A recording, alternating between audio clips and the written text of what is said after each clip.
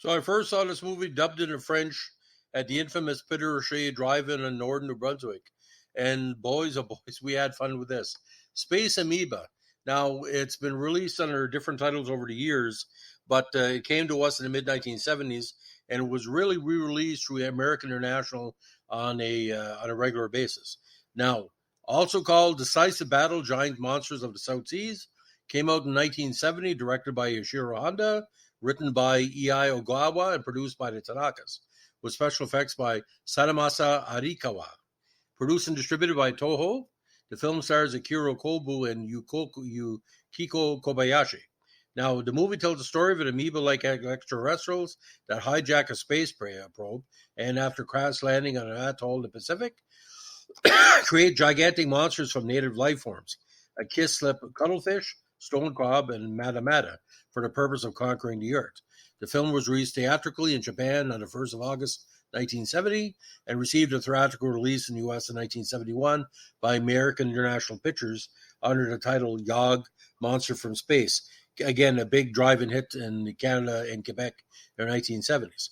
Now, this one, the Helios 7 space probe, is sent on a mission to study the planet Jupiter. While on its outward journey to the gas giant, the probe is overtaken by the space amoeba, an amorphous parasitic extraterrestrial. The probe returns to Earth and crashes in the South Pacific, where the amoeba leaves the device and inhabits the body of a cuttlefish, causing it to mutate into what is called Gazora. The tentacle kaiju begins attacking ships and islands in the area. Now, a photographer named Kudo and his entourage land on Selgio Island for a photo shoot, but her camp is attacked by Gezora. Because of his mutation, the creature can create extremely cold temperatures with its body. When the survivors discover that Gezora is vulnerable to high temperatures, Kudo and his friends use the leftover Japanese World War II munitions bunker to set it on fire. Severely burned, the creature retreats to the water, where it dies. Later, the space amoeba possesses its own crab, mutating into Ganymedes, and attacks the surrounding islands. Luckily, the humans manage to lure Ganymedes into a pit and destroy it with explosive. The amoeba survives a second time and flees into the surrounding jungles, plotting its revenge. Now, the space amoeba decides to control two Earth creatures this time, another Ganymedes and a mata named Camobas. The two monsters raid the human camp. Luckily, Kudo realizes the two monsters' weakness, supersonic waves. By releasing a storm of bats, the amoeba loses control of his creations. Ganymedes and Comebas, no longer in control, go berserk and begin to battle one another. The humans, using more explosive, causes the volcano to erupt, engulfing the space amoeba and the two monsters. A lot going on in 84 minutes, ladies and gentlemen. Now, Eligava wrote the original script for the film in 1966 as a proposed joint production between Toho and UPA under the title Great Monster Assault. The script was considerably more ambitious than the finished project, featuring alien monsters invading the Earth and submerging entire continents. Now, they went on a budget. Production on the film did not begin until 3 years later in 1969, when the project first appeared on Toho's production lineup, still under its original title. Ogawa's script was heavily altered, removing the global scope of the original story and moving the setting entirely to the fictional South Seas island of Sergio.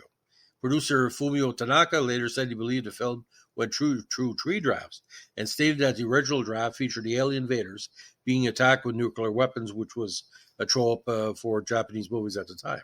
Despite his failing health, Toho's longtime special effector Ijai Tuzabura expressed his desire to be involved with the production, and as such was to be credited as the film's special effects supervisor, while his former pupil Sadamasa Arikawa acted as the director of special effects.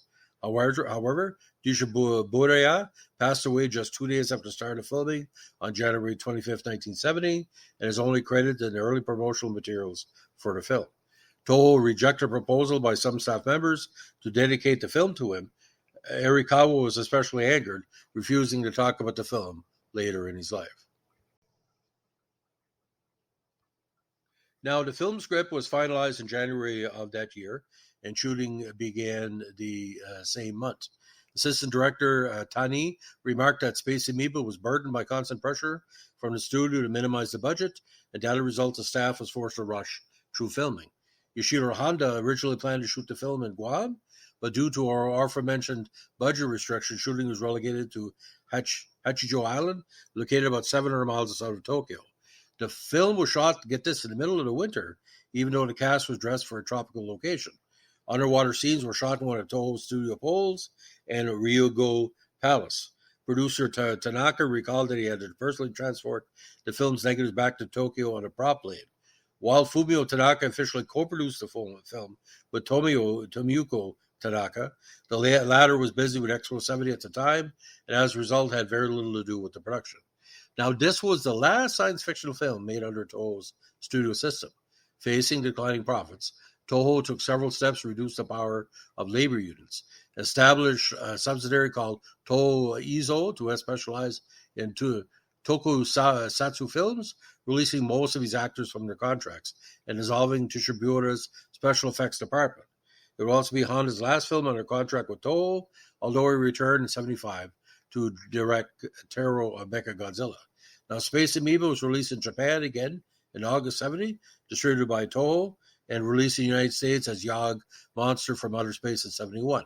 Distributed by EIP with an English language dub and had a running time of 81 minutes. Now, it was released in the home video in 2006 as Space Amoeba in its Japanese language with English subtitles, but we got the French dub version. Not sure if it was Quebec or France, but it was the ratings on it were quite strange. It was considered PG-13. Now, as a whole, I give it like 2.5 out of 4.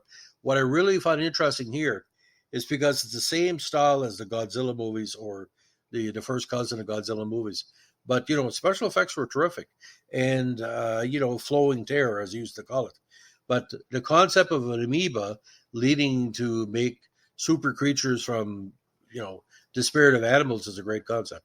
So Space Amoeba, if you can find it on TCM or other networks, please check it out. I think having the opportunity to see these movies at drive-ins gave you a better perspective of the vastness of it, because Japanese production, especially Toho, should be very well respected because with limited budgets, he did an awful lot. So it's not just Godzilla from Japan; it's movies like this. So, and like I said, a good midweek summer movie at a drive-in, or even like a 2:00 afternoon movie. Because I know some of the movie theaters in Toronto and Montreal showed us back in the day. So, ladies and gentlemen, if you like what we're doing with our vintage movie podcast, let us know with a like, comment, subscribe, or share. Bye.